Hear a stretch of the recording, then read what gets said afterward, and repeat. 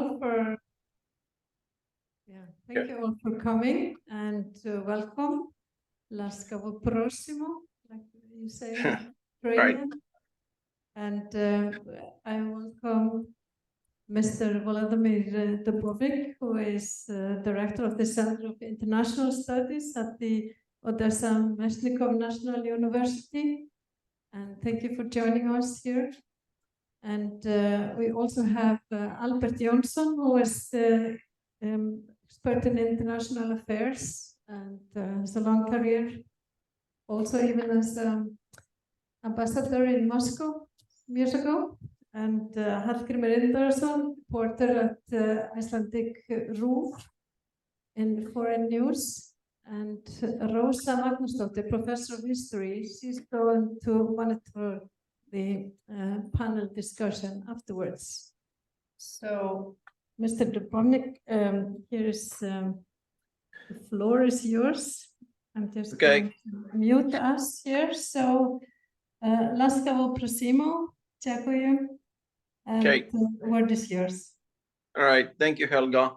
So it's my pleasure to be here today with you. I don't think in a long time I haven't addressed audience in Iceland, so it's an interesting opportunity. I thought I pretty much addressed audience anywhere and everywhere in the last year and a half, at least for sure, but not in Iceland. So it's really nice, and I thank my colleague, actually, Volodymyr Dubovyk, who spent some time there, who recommended me to speak to you today.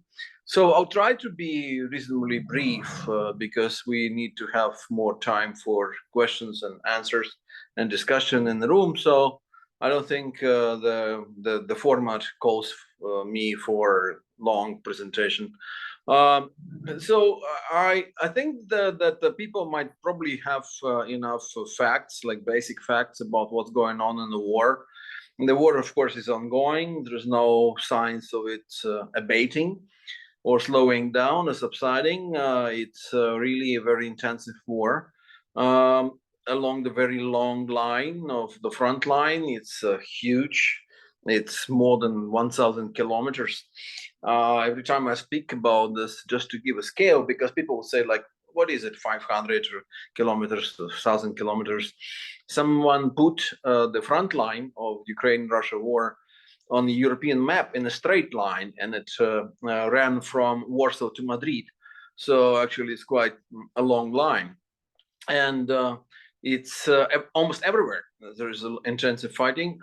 Like, for instance, now there is a flare-up, intensified fighting around the town, little town of Avdiivka, which Russians are trying to take. So the Russians are not only on the defensive, they're actually trying to do their own counteroffensives.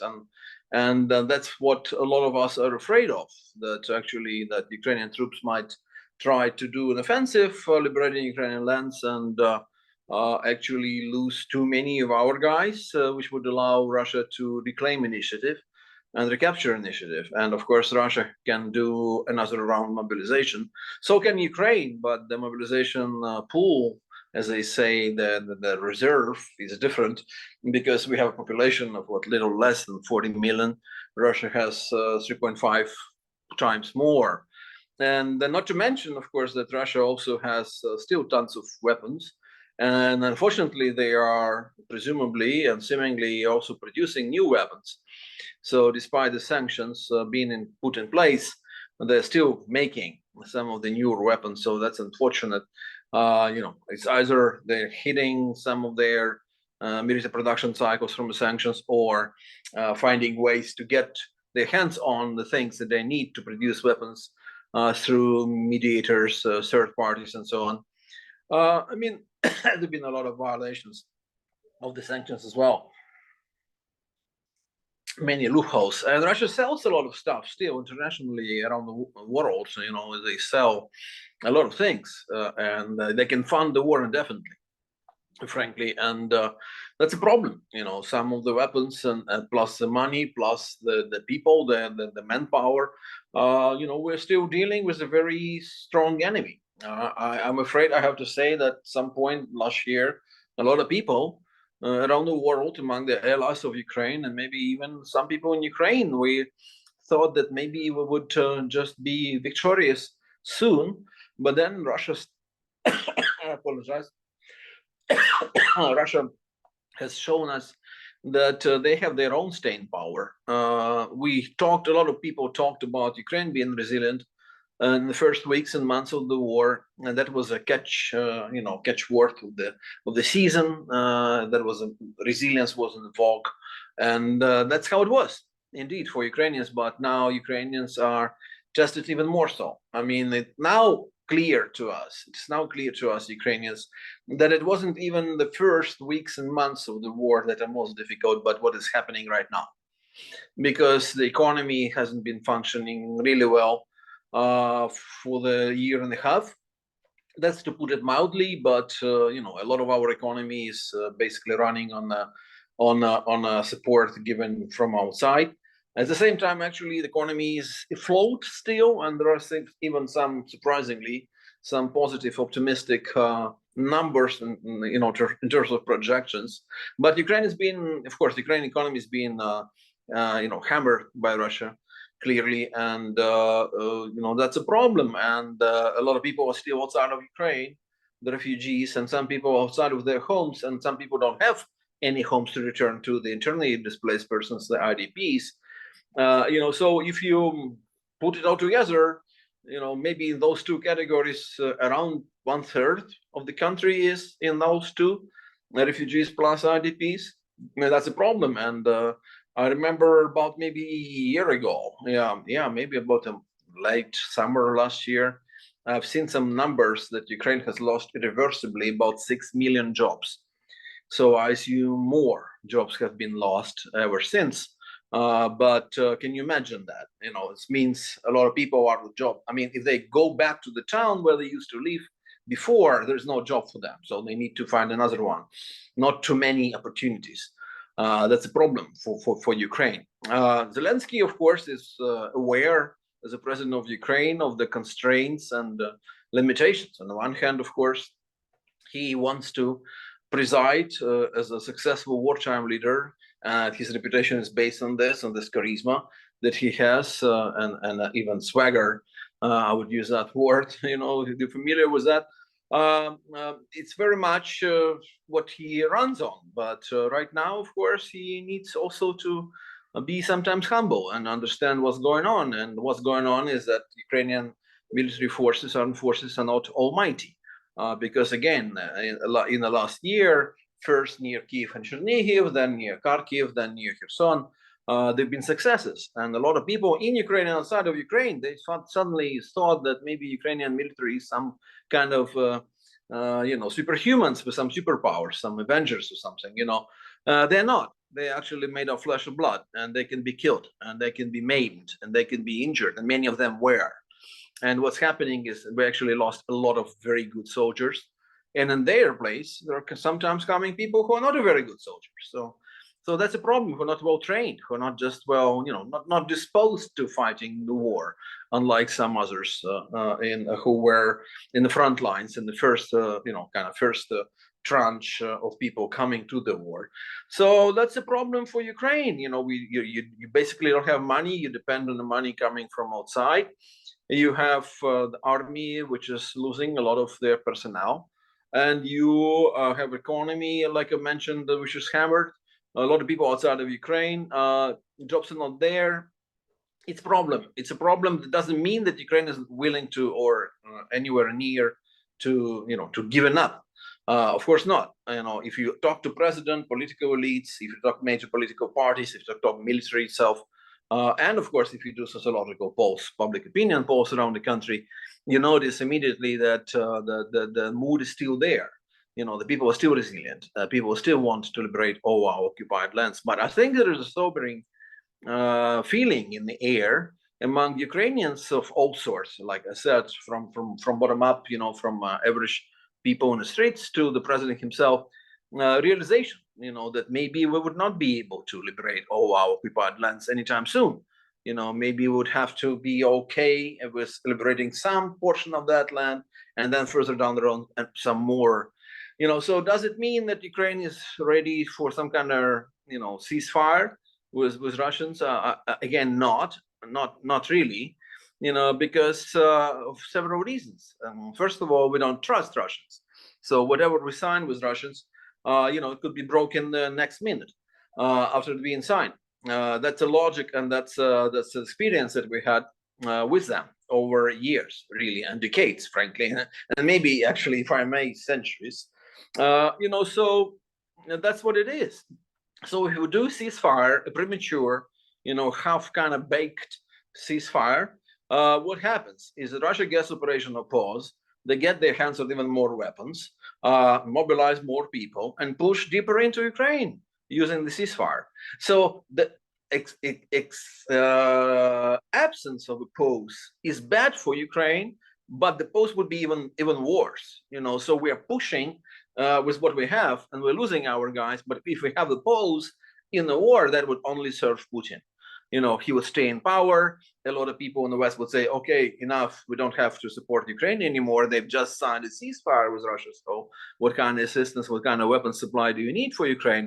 Of course not, because there is a peace now between Ukraine and Russia. And of course, if you sign a ceasefire now, as Russia says, Ukraine should recognize the realities on the ground, it means that a lot of Ukrainian territory is still under Russian control. So it's not okay, not in any way. I mean, it doesn't really give peace. It's not really something which is really provides for our security, and sometimes when people in the West, even like a few months ago, I think there was someone who was the head of Secretary General of NATO, security apparatus or staff rather, Stig Nielsen, I think was name. His name was. He said that if Ukraine just give up on that land that Russia currently controls, then maybe we can invite the rest of Ukraine, the remaining part, the most of Ukraine, into NATO. That's a strange logic. I mean, of course, coming from someone high up in the NATO apparatus, but okay. I mean, he's probably a realistic person. That's what he thinks of himself. But in Ukraine, we think differently. I mean, we cannot allow Russia to continue to control those lands because those lands actually have people on it. All right, millions and millions of Ukrainians. And we now know really well, after a year and a half of this war, how Russians treat Ukrainian people on occupied lands. Terribly so. I mean, war crimes, think about, all those massive killings and so on, and huge mass graves in the forests. That's what it is. So that's our experience. And therefore, no one in Ukraine in a good conscience, in good mind, and being the president of Ukraine or a military person or just some regular guy in the street can agree with this situation when we just let go of part of our country. But some people in the West say so. I mean, it's easier maybe to make decisions and suggestions when it's not about your own country. They say, okay, well, Ukraine controls 80+% of its territory. It's not bad. When they have a war, a major war, a total war against a country like Russia, it's a formidable enemy. So Ukraine is not only getting away, still being a country, still being independent and so on, and sovereign, but losing only 1/5 of its territory. So why wouldn't Ukrainians be satisfied? This is not a logic that we follow in Ukraine. We can't be satisfied with condemning millions of Ukrainians to be living under Russian occupation. So another thing, of course, that we worry about is that we will receive less and less of support, financial assistance to our government and our economy, and also in terms of weapons supply. I mean, of course, the coalition of the countries helping Ukraine is still there. In fact, they just had a meeting, I think, day before yesterday, if I'm not mistaken, in Brussels. In Ukraine, it's known under the name of Ramstein, which is an American base in Germany, where many of the meetings of the group have taken place. But the formal name is Ukraine Defense Contact Group. And there is a whole bunch of countries there actually helping Ukraine in some way. Some give a lot, some give less, some give something what they can. And it's not just Europe, actually, by the way, and North America, because a lot of countries in Asia, for instance, give assistance to Ukraine. Japan, South Korea, Australia, New Zealand, some of them, I mean, Japan doesn't give weapons, but others are named actually gave weapons as well. So there've been a lot of weapons still flowing into Ukraine, not enough for a successful offensive of Ukrainian military. Another thing, delayed assistance. The decision being made and then the weapons are flowing something like half a year later. That's not okay with such a kinetic, kind of situation that we have on the battlefront. A lot of Ukrainians now tend to think, and I tend to believe same way, that if we only had the weapons that we have now a year ago, that would be a completely different ball game, as they say in the US, completely different situation. The Russians would definitely be in much worse state, or maybe out of Ukraine already, because they didn't have their defensive positions ready in that point of time. But we didn't have that. Every time there is a red line. Okay, we need HIMARS. Okay, no, you're not going to get it. Well, we get it, but kind of late. Okay, we need Patriot missiles. Okay, no, out of question. Then we get it, then not enough, then maybe just 2. So it covers Kyiv, it doesn't cover the rest of Ukraine, like Odessa, for instance. So certain Russian missiles fly easily and hit targets in the south of Ukraine, for instance, now, in Odessa region, my hometown. And that's logic with everything, with tanks, with airplanes, with American higher range attacking missiles.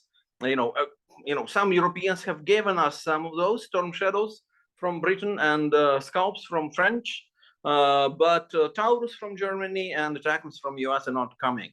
And those are the weapons that we need, because Attackers actually have a higher range of strike capability, which would mean that Ukrainian troops would actually be able to cut the land corridor de facto between Donbass and Crimea without even physically getting there, interrupting completely Russian supply between Donbass and Crimea.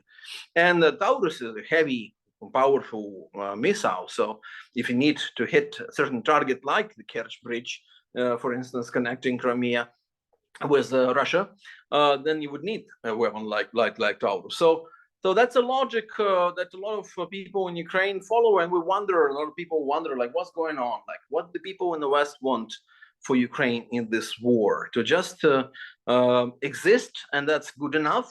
That there is this thing on the map called Ukraine, doesn't matter how much land is still in it. Or do you want Ukraine to win in the war? Is it even possible to win in the war? How do you define it?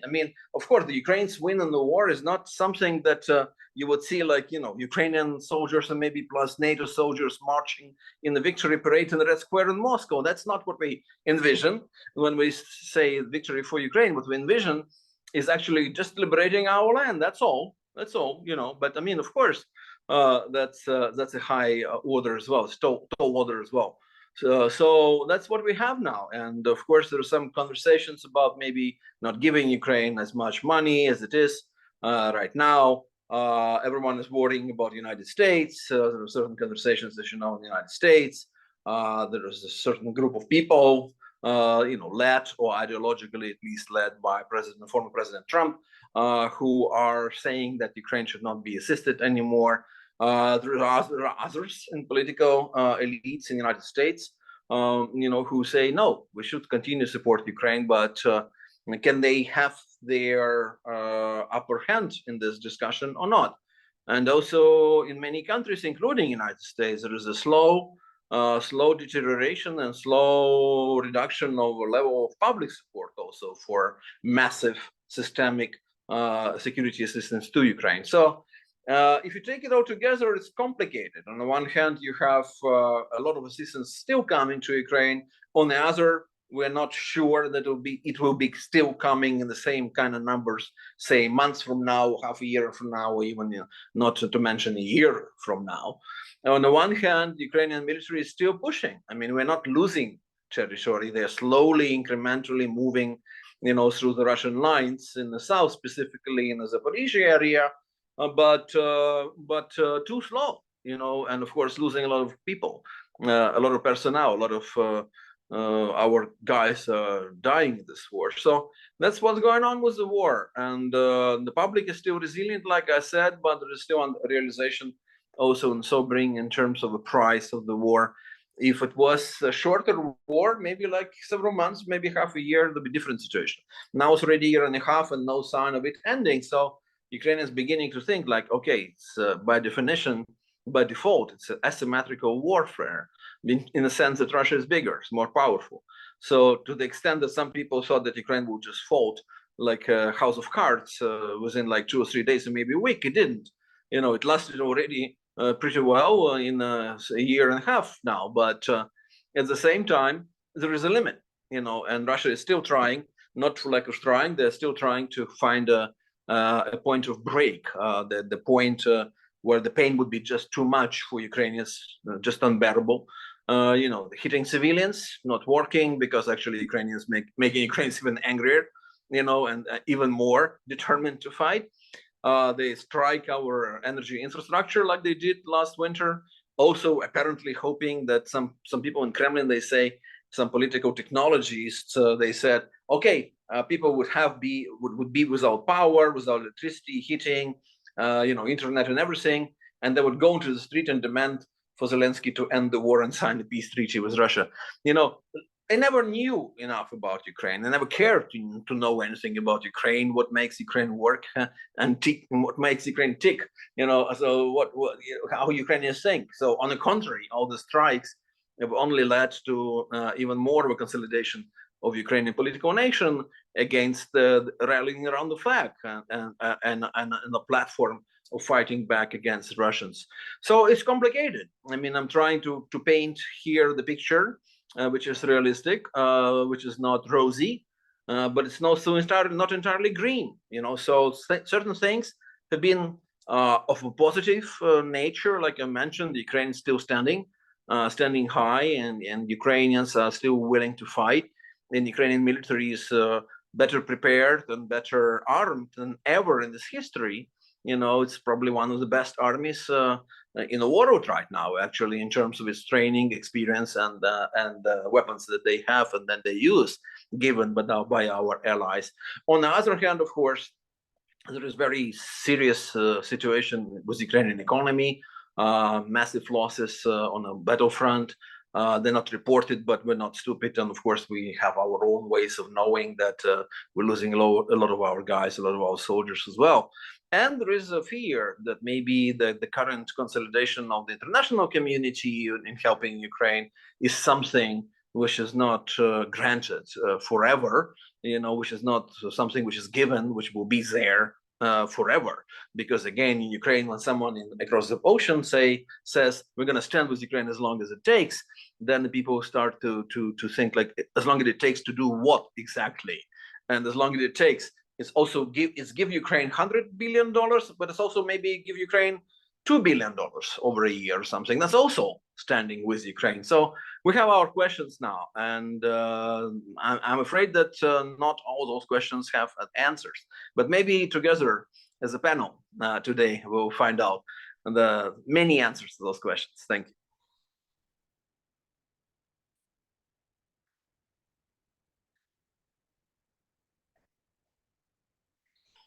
Dziękuję. Thank you very much. And now Rosa is going to take over. I'm going to show you Rosa here. Yeah, hi. Thank you so much. Here's your... I think I'll just stand here. Can you hear me? Also you? I can. Yeah. Okay, everybody. And yeah. Okay. I'm going to put the camera on the panel here. Yes. Alberti. Very good. Okay. Yeah, thank you so much, Volodymyr. This was a really interesting overview. I mean, we heard about the staying power of the Russians, the resilience of Ukrainians, and also I think maybe a good starting point, or sort of the overall content of your talk about like how this period is much more difficult than actually the beginning of the war. We have an economy on life support. We have losses on the battleground, and we have now, like you also talked about, some sort of reluctance on behalf of the international community to continue the support, and we have renewed conflict in the world, so quite a problematic situation. And I think before we maybe open the floor up to questions, we'll give the panelists an opportunity to respond. So Albert, maybe you start, and then Hallgrímur. Thanks. Do I have a few minutes then? Yeah, yes, Okay. please. Yeah, take a few minutes to respond first to the comments, and then maybe Volodymyr responds again, and we'll have open up. Okay. thank you for inviting me to be here to discuss a very important topic. Thank you, Mr. Dubovyk, for your presentation. It's very useful, very thorough. Good to also hear a voice from Ukraine. And as was mentioned, I was ambassador in Moscow, Iceland's ambassador in Moscow. I was there for 5 years, including in 2014, 15, 16, when things really began to go bad in Ukraine, for Ukraine, and with the occupation of Crimea and what followed in the Donbass. In 2002, I was in Ukraine. I was working at the Prime Minister's office. Most of my government career was at the Prime Minister's office, and I was on an official visit with the Prime Minister of Iceland. The Prime Minister of Ukraine was the infamous Mr. Yanukovych. And then 17 years later, in 2019, I was in a very different Ukraine. And I was then leading the OSCE election observation mission for the early parliamentary election in July 2019, which was called by President Zelensky after he became president, and you are well aware of all this. So that was a very interesting experience for me. I was there for 2 months. It was a big mission. We had 800 international observers spread throughout the country, and very interesting, and I'm glad and proud to have been part of that. It was such an exciting time in Ukraine, and so much hope and so much positivity. If I may, I'd like to say a few words about how I see the situation in Ukraine and the question, this issue of support for Ukraine in the war. One sees the question often asked in discussions, in academic journals, in media, on panels that you watch on YouTube. What is the end game in the war in Ukraine? You touched upon that chapter. What is the end game? To begin with, the situation, of course, has not changed in that there is no potential deal to be had yet. Ukraine wants its country back, just as it wants accountability for Russian war crimes, reparations for damages, and Russia has yet to give in on any of those issues. So, as someone put it recently, there is no space for negotiation or compromise. Even so, the discussion that I mentioned continues, and some of those reluctant or opposed to continued support for Ukraine, including in the United States Congress, as you know, are asking this question. Okay, what is the end game? What is it all for from our point of view? Meaning that, and I side with those who stress that the end game is quite obvious. That the end game can only be that Russia, the end game can only be an enduring solution, which means that Russia does not attack again some years down. So what does that mean? In a recent article by people who work for the Institute for the Study of War, they said it means an enduring solution, an enduring end game means that Ukraine must inflict unequivocal defeat on Russia, meaning that Putin and his successors also must be made to realize that they cannot impose their will on Ukraine and the West militarily, they cannot suborn Ukraine politically, and they cannot prevail diplomatically. That's how the ISW, the Institute for Study of War, defined the end game. And this is what is needed, of course, at a minimum. I mean, otherwise, Russia will continue to seek to overcome its setbacks in ways that make renewed war very likely. And it would, given the long-standing and entrenched aims that Russia has regarding what it sees as its sphere of influence in Europe, This would be the minimum, as I said. And of course, it's also a very tall order. And is it doable? Well, as has already been mentioned by Mr. Dubovyk, the counteroffensive is a hard slog. And the conflict seems to be headed into a long war this winter, this next summer, even longer, even a protracted war of attrition cannot be excluded. Meanwhile, there are doable options, which are also, again, in this expert discussion that keeps is ongoing, and I mentioned, and that is the essence of that is, an armistice, which Mr. Dubovyk has already, a ceasefire, which Mr. Dubovyk has already addressed, and plus deterrence of Russia based on Western weapons and Western support. This is one idea: to keep deterrence, to keep Russia away, keep it from coming back. Doable, okay, yes, by itself, but endurable? No, you can argue very easily that it would not be endurable. And as Mr. Dubovyk explained, what's in it for Ukraine and its people? It's an intolerable solution. At best, Ukraine would become like a garrison state while Russia is rearming, and Ukraine would continue to be totally dependent on external help. People point to South Korea as an example. An armistice was made there in 1953, still holds. South Korea, big success story, but it's totally different. I mean, the United States has 50,000 people military people in South Korea. Taiwan, well, but there the risk for China is of conflict with the United States, and it's a real risk for China. And the stakes for the US are different because of the intensifying and inevitably hardening global competition with China. So these are not comparable cases, in my opinion. So, meanwhile, the Ukraine is vulnerable, that's clear. And the biggest vulnerability is this total dependence on external assistance. That's why the issue of support is so important. That's why there is concern that support is waning.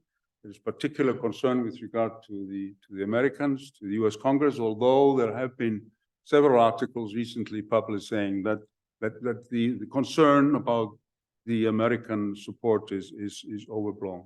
I hope it is. Anyway, the crucial variables, the fundamental dynamics are clear. Support for Ukraine, military and economic, must continue, not at the level of support actually taking place. It needs to increase, as was pointed out by Mr. Dubovyk. It needs to increase quantitatively and qualitatively, and it needs to come much faster than it does. This is what Ukraine needs to inflict the defeat on Russia that the Institute for the Study of War defines in their article. So, as I say, the current uncertainty regarding this support is of grave concern. And the United States is, of course, the country that matters most by far. Our country, Iceland, has made a contribution, which is actually quite important. Most recently, a mobile field hospital. But even if Ukraine is not seen by the Americans as existential security interest, obviously, for all the NATO countries and the EU, Ukraine is of fundamental interest, security interest. What will happen to the stability and prosperity of Europe if the Russians get away with it? So this is, stability and prosperity are under threat from the war in Ukraine, from Russian policy, from its aim for a sphere of influence, which would include Ukraine. And even if Russia is not a threat to European security in the way that the Soviet Union was, this is clearly a threat. The war in Ukraine, The Russian aims that still are there, and as I said, entrenched, long-standing, and Russia needs to be defeated. It's as simple as that. Okay. That's a good final remark from Alberti Jónsson. Hallgrímur, you have a good. Yeah. Thank you, Volodymyr, for your lecture, and I especially appreciated the view of the effect on the inhabitants in Ukraine themselves. That is something that me and my colleagues in the media maybe have not covered enough. So it's really good to hear something about that so directly from you. I would maybe want to elaborate on the West, the European Union, and the US particularly, and sort of their, shall we say, kind of dilemma in this, because pretty much every government wants to support Ukraine. That might be changing in Slovakia. Actually, they are having a right-sided government that will be formed soon, and they have on their agenda that they want to stop the support. But you could see they have their support have come with sanctions and weapons, direct training of soldiers in various points, and the sanctions have been causing the West maybe a bit of a trouble, because my feeling is that they don't want to have. Okay, their sanction can be only so strong as to affect their own economy. Okay, they are ready for it to affect their economy in some way, but they won't take it sort of endlessly. And of course, Russians also have some other possibilities to buy, like weapons, for example, from Iran. So that makes this a bit difficult for the West. On the other hand, I think the West learned their lesson from the annexation of Crimea, and what followed, the Minsk agreements, that you can't really trust deals you make with Putin's Russia. So that's why they feel it is important to continue the support, and are reluctant to make any kind of peace agreement, because they are not sure if they will be respected. So there are a lot of things to consider here, and maybe my final point because you were wondering how shall we end the war, and of course I agree with Albert that we can't let Russia get away with what they did. But what makes it even more difficult to end this war is that the way Putin is ruling, I cannot see that he will end the war unless he can claim some kind of victory for his nation. And victory for him is not status quo. He must be able to show that, okay, we reached this goal, and therefore we won the war. So that will also make things very difficult. And maybe one thing that I would maybe, if I could maybe take the first question to Volodymyr, one thing that I have sort of got the feeling when I'm following the foreign media is, okay, the American government has been very adamant in their support, and I'm not I'm talking about the government, not some right-sided Republicans that seem to be against it.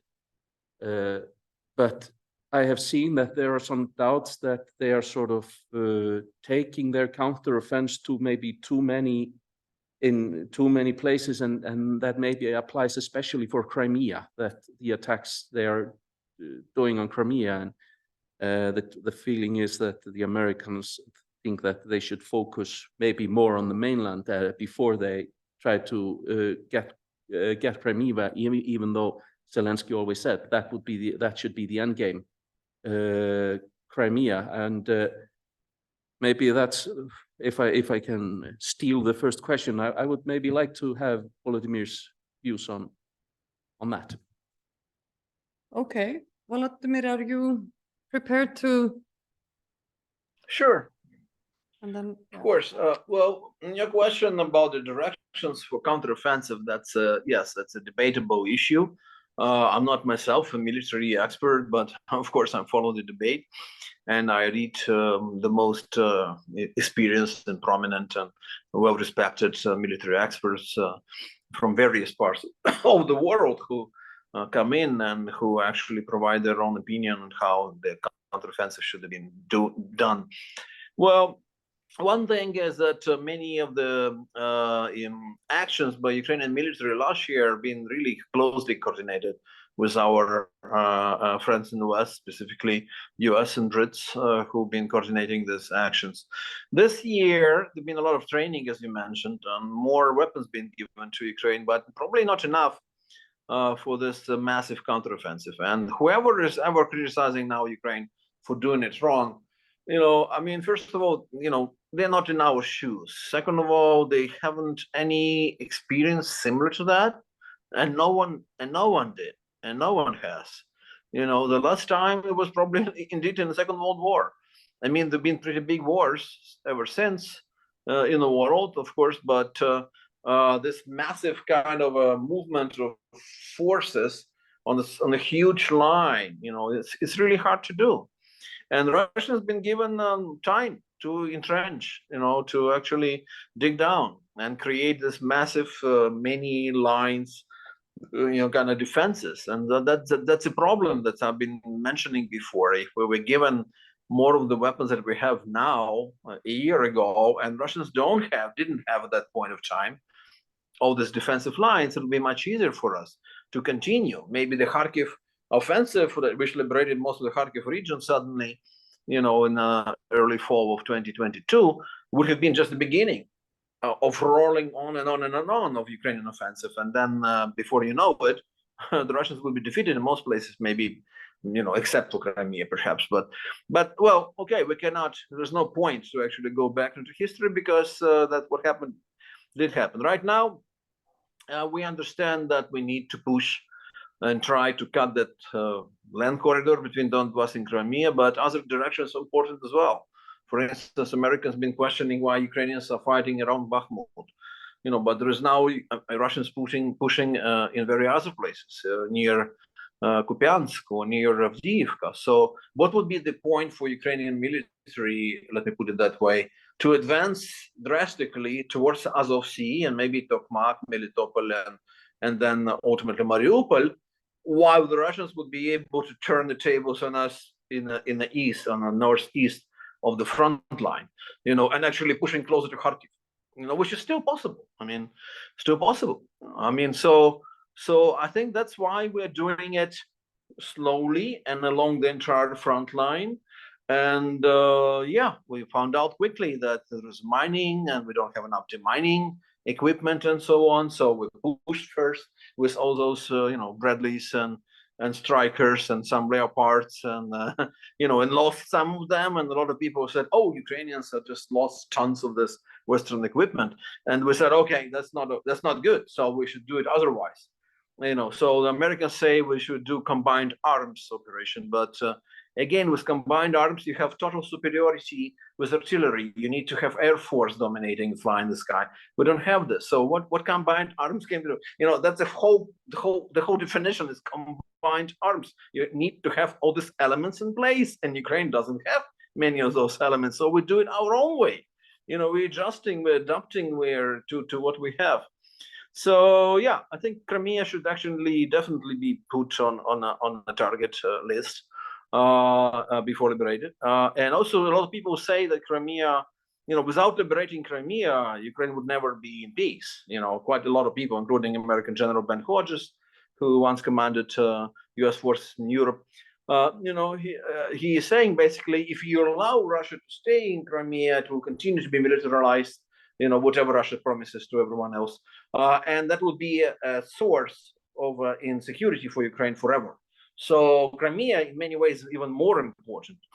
And actually, in some ways, it's easier to liberate Crimea because it doesn't have clear supply lines. Unlike many parts in eastern Ukraine, they have this border with Russia. So Russia just brings whatever they need across the border, or even shells us across the border, what they often do. Indeed, ever since 2014, actually. So with Crimea, if you strike these corridors that are supplying Crimea and they're left without supply, then they can find themselves in an untenable situation. You know, look at what happened with the Black Sea, with the Russian Black Sea. Have you seen the last news of the last few days?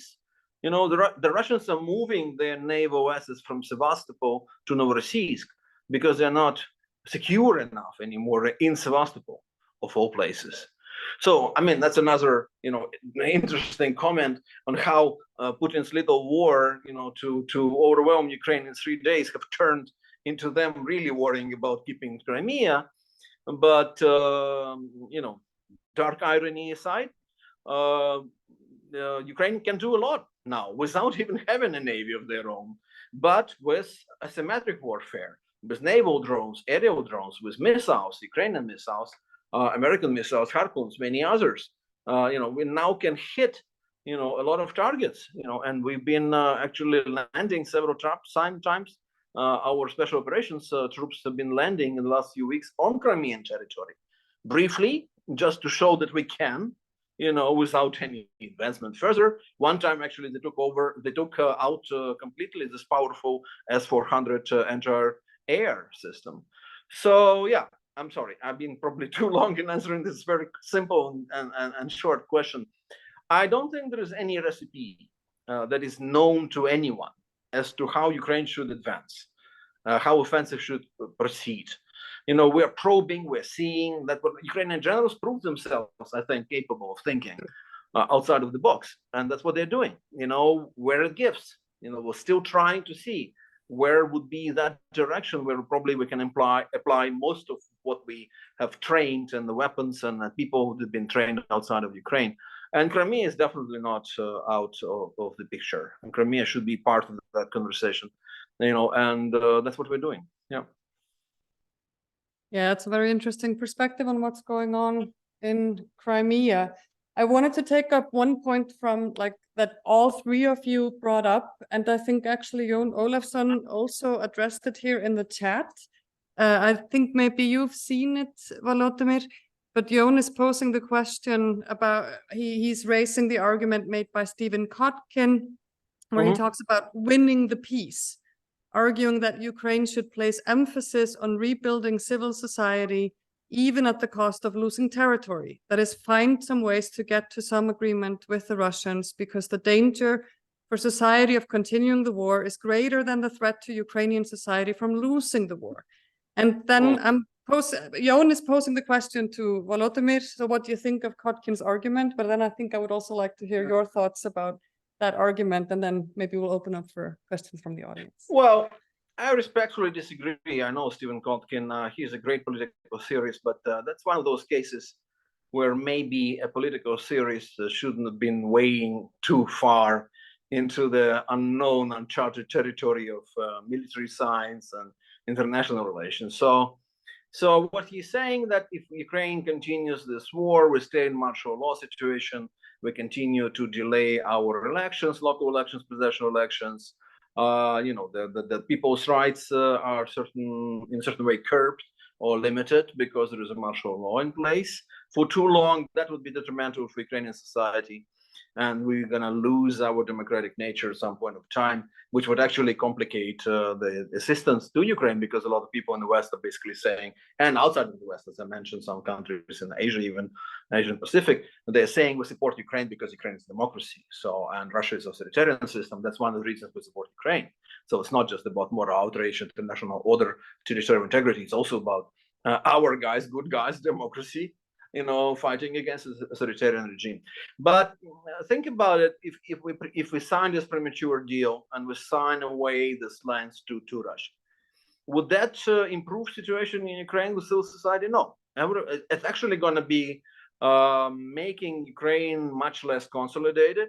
It was going to do away with coherence and cohesion, rather, of Ukrainian society. There will be political divisions. There will be bickering and infighting in the parliament. Who signed a deal? Who didn't sign a deal? What's the opposition? What was wrong? The military, who actually lost a lot of people, they will be saying like, why did we lose all these people over a year and a half or more if we are giving away this land? So there'll be a lot of gloom and doom and gloom, rather, in Ukraine, and that would be detrimental also for our civil society and our democracy. So I don't think that the solution that he is seeing is the right one. Thank you. Let's hear from the panelists if you have thoughts. Yeah, well, as has been pointed out, Stephen Kotkin is great. He's a great historian, written fantastic books and articles on Russia, on Stalin. Always very interesting to listen to Stephen Kotkin. You can do that on YouTube. But I agree. I mean, what he is saying is, the parameters are simply not there, and particularly when it comes to this issue that I brought up, which is that how to ensure that Russia doesn't return. And I don't think Stephen Kotkin, he emphasizes the advantages of joining the EU, Western deterrence, Western weapons, Western training, Western support. But meanwhile, Russia is resurrecting, and meanwhile, Russia is preparing to come back. So it's not the parameters are still not there as I see it. But again, Kotkin is really worth reading and listening to. Yeah, in short, I agree with both of you. I think making some kind of agreement with Russia, giving up land, it doesn't at all secure Russia from coming back, and we are at the same place again in a few years. I worked at the NATO Enhanced Forward Presence in Lithuania for a year. These are multinational military bases that were set up in the Baltics and Poland after Russia invaded Ukraine in 2014, or that was the reason for it. They were founded in 2017, these battle groups. And when this war started, these battle groups were put up in more places. And what that NATO is doing this is, it's pretty obvious why. If they don't, then the risk is that Russia will go into these countries. Okay, these are 2,000 soldiers in each country, and it will be no problem for Russia to sort of win them. But it's sort of this symbolic gesture of having military presence there that would, Russia would hesitate if there is a NATO, if there are NATO soldiers on the ground. And this basically shows that even NATO doesn't agree with this.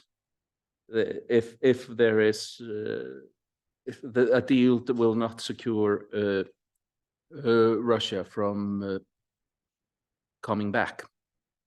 So yeah, that's pretty much why I agree with both of you.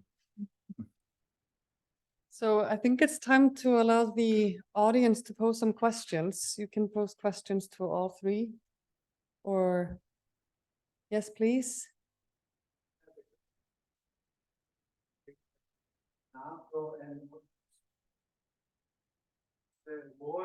We'd like to know what will be the next Maurizio Tani. I would like to know if you have already decided who will be the next target.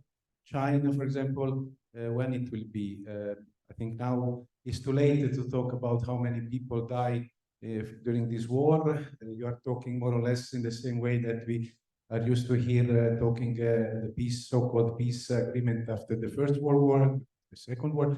I don't want to disturb this very efficient work. I would just know, because I'm a peace activist, I would like to prevent the next war, and I would like to know what is the target in the next 20, 30 years, what will be probably China. So I'm going to try to prevent the next war. and trying to speak with the people, the citizens of China. I know China is a communist regime, so it's difficult, but I will try. This is my contribution to this evening. Thank you. Thank you. Anybody else has a question? Yeah, thank Anybody you for the else has a contribution. question? Or comment? Valur?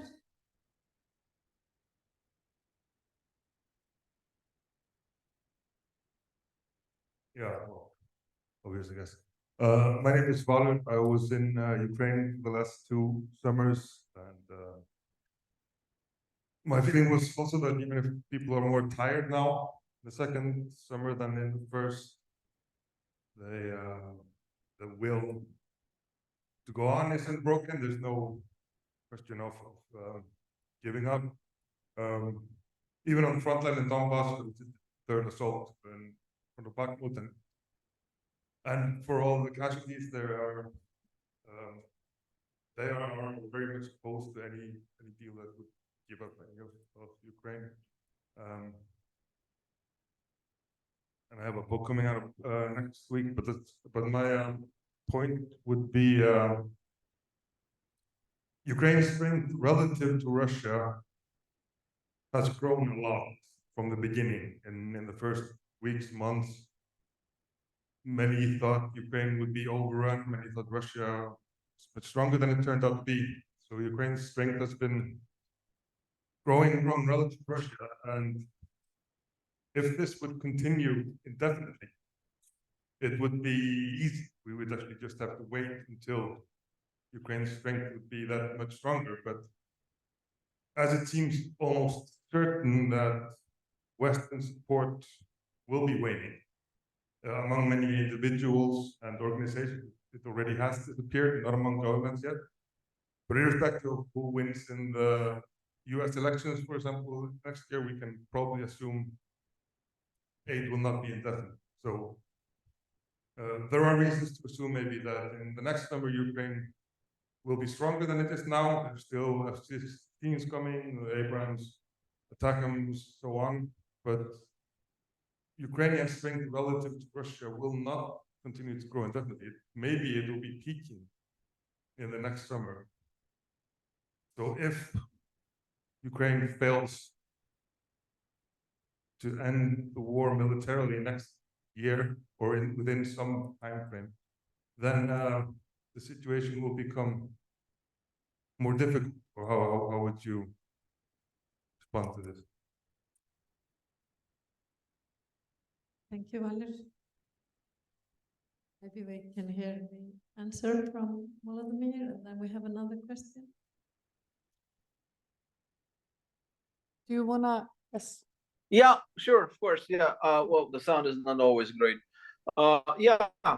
Sure. Well, on the question of a next war from a peace activist in the room, I don't know when the next war is coming or who's going to be the target, who's going to be the aggressor. We can have our guesses. I mean, many wars are coming suddenly. You know, like we're seeing now in Middle East. Arab-Israeli conflict is not something new. It's been around for a long time, but the massive conflict, the huge scale of the conflict, which is, I think, only just beginning, actually, in many ways there near Gaza, and could actually bring other players in the region into it. You know, that's a sudden war, you know, and but some other wars can be sudden. They could be indeed China being emboldened to attack Taiwan, for instance. And there've been arguments made, and I think good arguments well argued, that if Russia is getting away with its aggression against Ukraine, or even emerges victorious, God forbid, then that would really embolden a lot of people around the world, including Chinese, vis-a-vis Taiwan. So I think there's a certain logic in that. So what I worry about our war, of course, that's the biggest war, for my generation, for several generations of Ukrainians. For instance, my mother, who is now 88, she was a displaced person, evacuee, actually, when she was 6 years old in 1941. and her father was killed in the first weeks of the fighting when the Germans moved into the Soviet territory. And now she been the internally displaced person the second time in her life at the age of 87. So that's what we're seeing in Ukraine. That's how the stakes are high, for Ukrainians. And I really worry about all of us. It's a collective trauma that we are living through. But life is hard, but we are not willing to give in.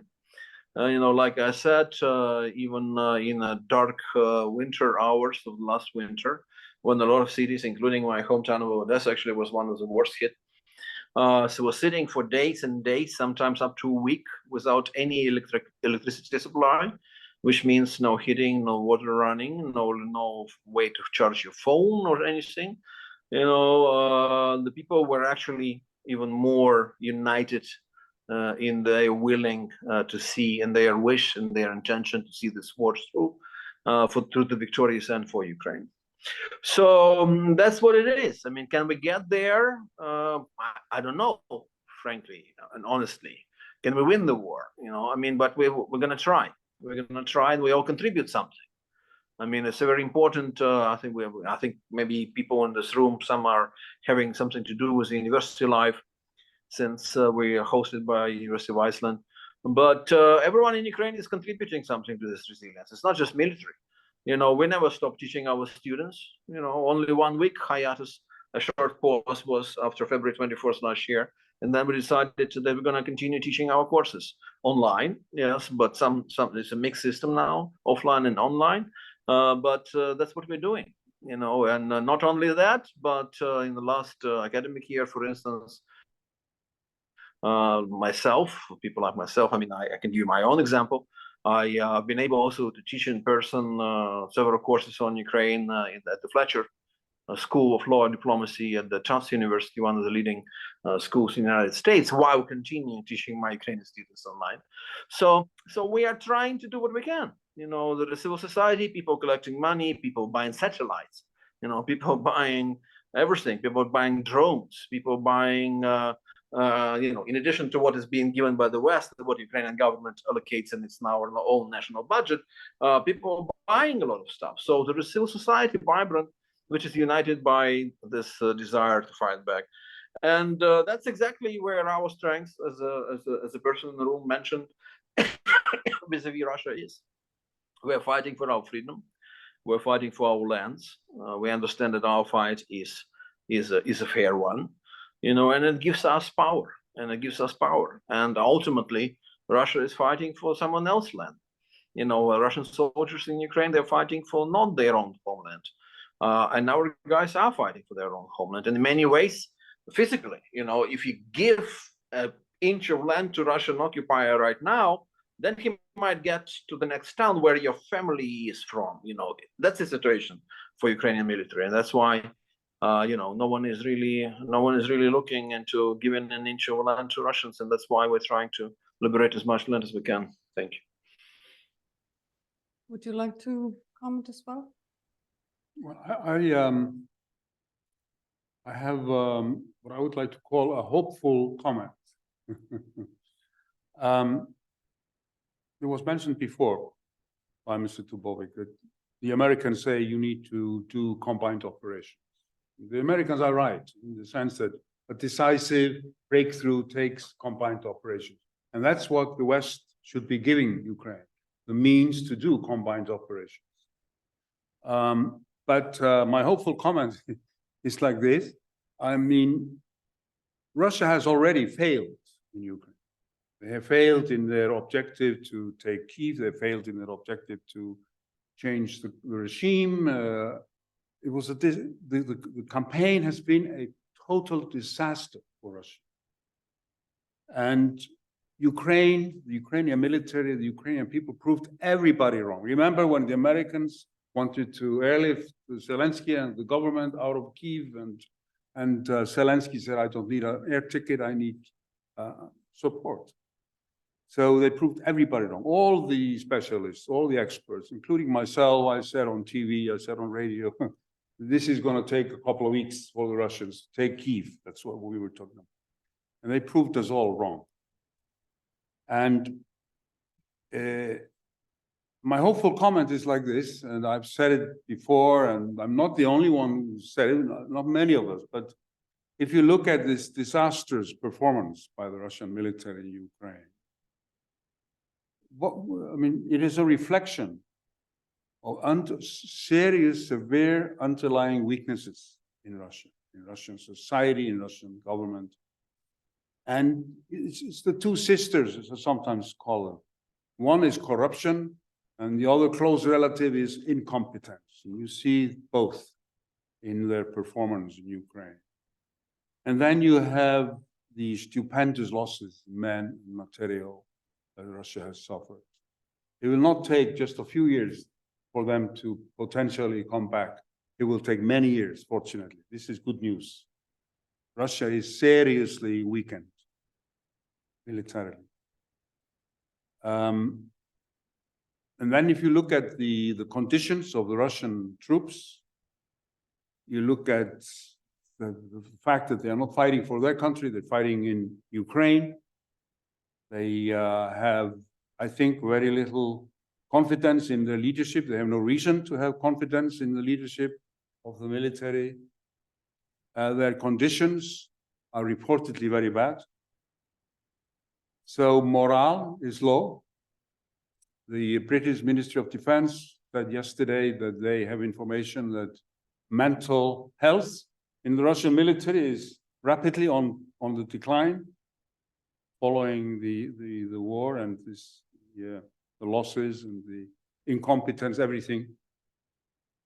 So my hopeful comment is that there is this possibility that the Russian military in Ukraine, particularly if there is a push, real push, that the Russian military in Ukraine will disintegrate. I mean, for a military with bad morale, bad logistics, bad conditions, no conviction, bad leadership, I mean, it's a long list. These are serious, serious weaknesses in any military force. So this is my hopeful comment here. Yes, Should I take one more question? Yes, please. Oh, there are two questions, or three maybe even, but I think, so. Haraldur, my name. We are struggling to understand the situation in Ukraine. We are being told that already somewhere between 300,000 and 500,000 have been killed.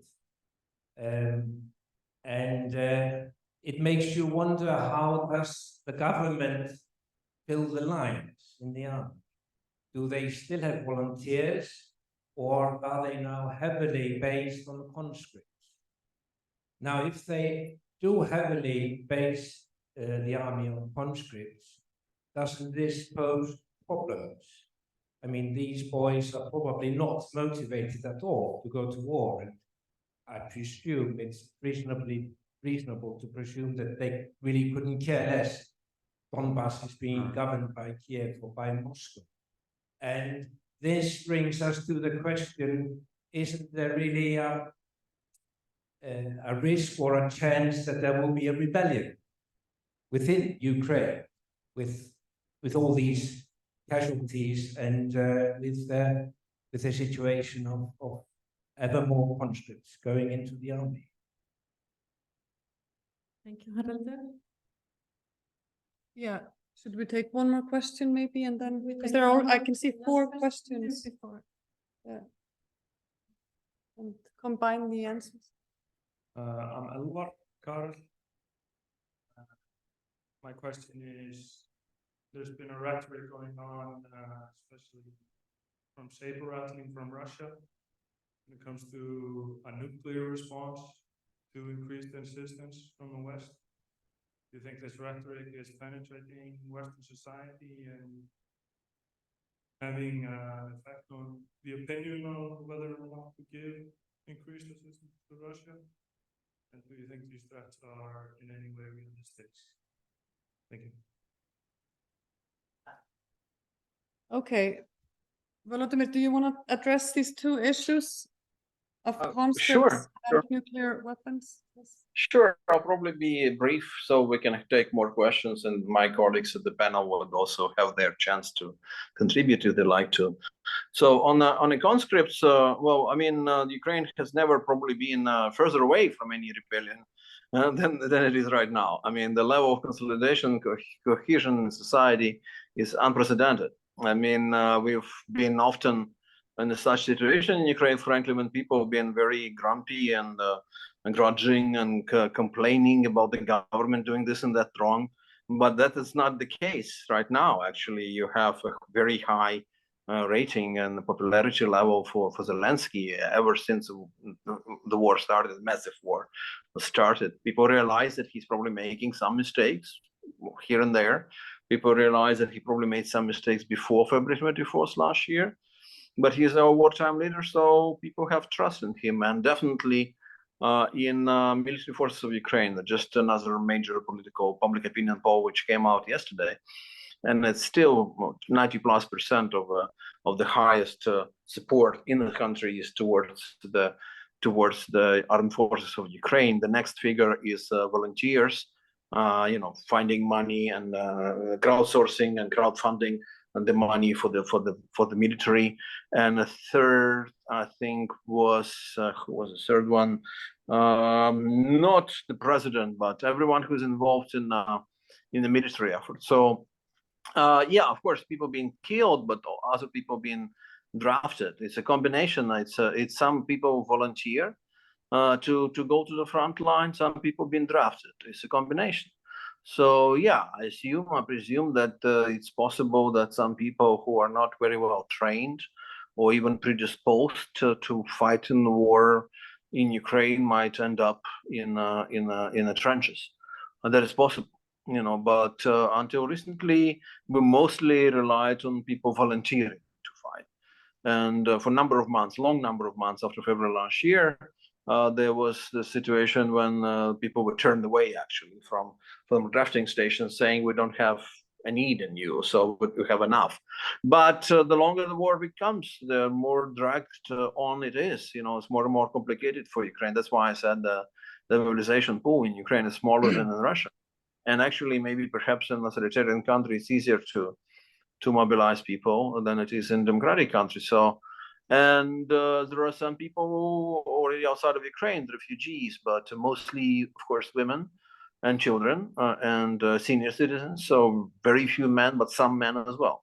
So this is a problem. But we are not there yet. The Ukrainian military would go around Ukrainian cities and, and huddle down and shirt down and, get together Ukrainian men. And with the gun barrel push them to the front line. We're not there, so we shouldn't be talking about any rebellion. And on saber rattling by Russia, yes, nothing new. So that's basically the ultimate chip that they can use in the game.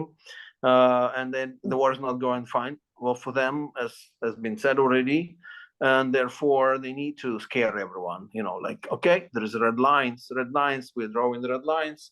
And people in the West are buying, and they have to be buying because, theoretically, Russia can use weapons of mass destruction against Ukraine. And actually not just nuclear, but also they have tons of chemical, biological, and so on. Theoretically, they can use it on the West as well. So they can attack NATO country, for instance.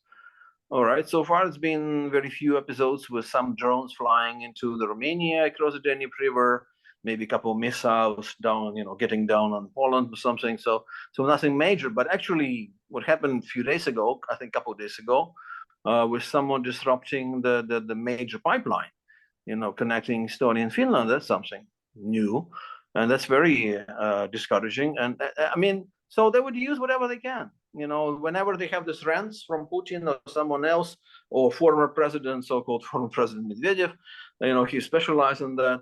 That we have nuclear weapons, yeah, the logic is to scare, but not Ukrainians, but scare the West away from going all the way with Ukrainians and helping Ukraine all the way. Is it working? With some it does, with some it doesn't. Like for instance, when Russia started talking about this using nuclear weapons late in summer last year, I remember I saw a lot of people terrified in the West.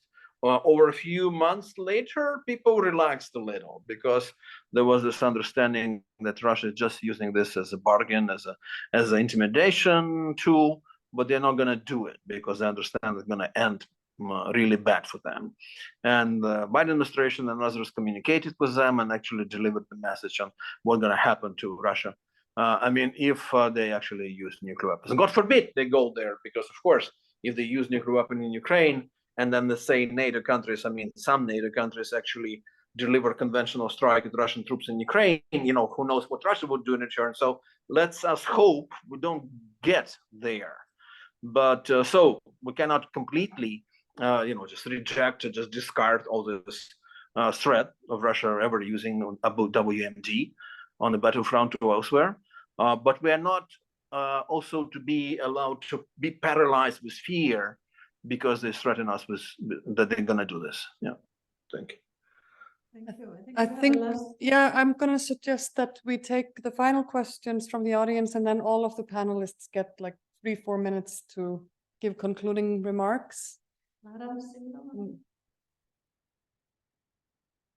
name is Clara. I'm from Ukraine. I want to say, like,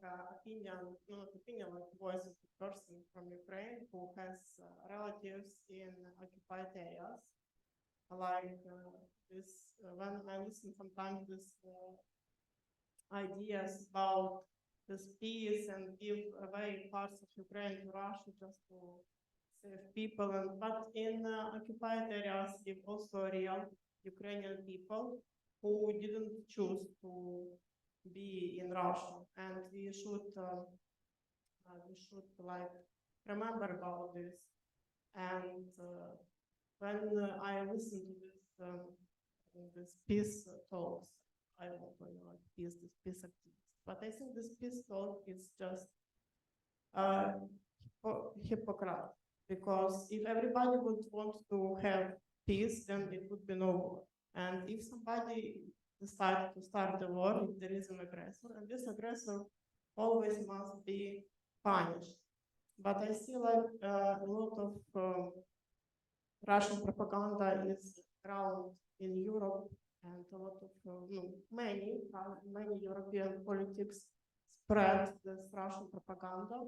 And my question is like, is some more if there are some more methods to fight this Russian propaganda, why this European politics allows to spread this Russian propaganda? Thank you. There was a question up there as well. And did you also? Yeah, my name is David. I want to ask about the demographic dangers of war. We've seen it in a couple of wars throughout history that have diminished the male population of a country, especially the Soviet Union in the Second World War, and then you have a few other examples. And if Ukraine is worried about that in any way. And then I also want to talk about, in relations to that, the economic rebuild that would happen after the war, that if maybe this demographic danger comes into factor when rebuild after the war happens. Thank you. And the final question is up here, and then we'll take comments from the panel.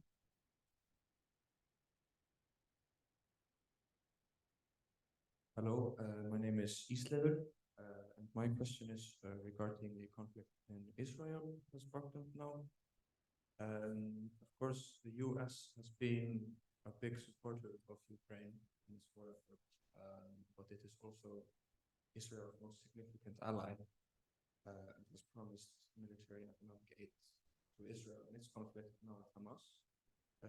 Do you think that this will in any way impact US support for Ukraine?